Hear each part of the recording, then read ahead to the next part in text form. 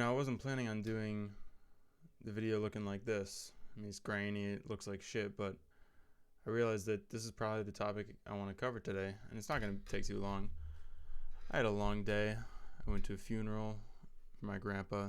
It was beautiful, celebratory. That's what they should be, a celebration of life, not sad. Of course, everybody was crying, and I cried a lot.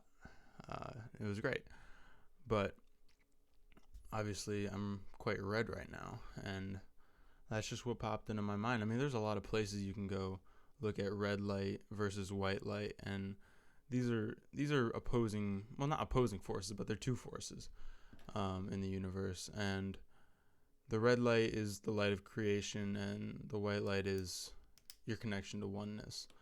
And I mean, a lot of people that I follow have covered this topic, but I figure that it would be good to give my take on it because I don't know. I think I can maybe provide something unique to it. So basically, the first statement is that there's too much white light. The pendulum is swinging towards white light, and white light is this connection to oneness. And in a good form, it gives you peace, it gives you connection to the higher power. But in a bad form, if you have too much of it, people become complacent with where they are and they don't keep moving forward. And what that means is that if you accept everything as just, if you say that you don't need to go out and do physical action or think and create and manifest things on more than just a mental level, but also going out. If you say that that's the only way, then you're excluding a very important part of the puzzle, and it's going to create long-term problems for you. There's nothing wrong with connecting to oneness, but what I've seen in my life personally with many people I know that are spiritual is that say you have a problem like addiction, right?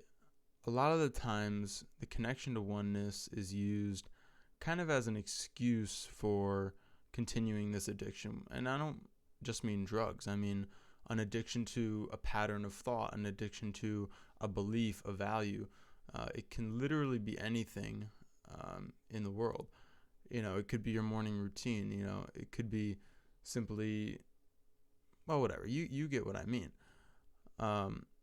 They'll say, oh, well, I'll just sit back and connect to the oneness, and I'll have my thoughts change, my situation, and that'll be good enough. But at the end of the day, if you don't go out and do what you need to do, maybe you'll find oneness, but you're gonna fall back down a level, whether it's after your death or during your life, to this point where you need to start manifesting what I'm in right now, red light. And I don't mean actually red light. It's the representation. I mean, it kind of actually is, but it's really more the representation of it. Personally, what I've found is I needed a foundation in that connection to oneness before stepping into the more creative red light side of things, because white light can get chaotic too, but red light can get very chaotic if you don't have this sort of connection to the oneness that allows you to have more of a guide in what you're doing. And that connection to oneness doesn't have to come through a psychical experience or whatever. It can be achieved if you're just at peace. Whatever you find peace in, as long as it's not something that's going to be harming you, that can be a connection to oneness. There's a lot of ways to get there. I mean, I happen to think meditation is the best one by far. There's different types of meditation. I like Zen meditation, but whatever. I mean, you pick your poison.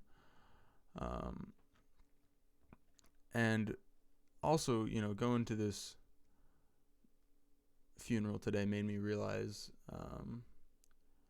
how many people are also disconnected from oneness. I mean, really, people are totally disconnected from everything, and so really, you need to not just look at the white light and the problems there. You need to look at both in order to really grow and to manifest what you want in life.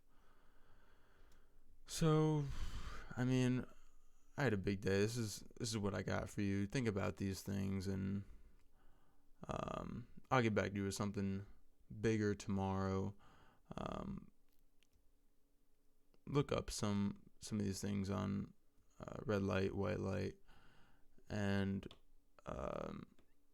take a good hard look at yourself, and I'm going to take a good hard look tonight because I got shit I need to figure out too. So, best of luck out there. I love you.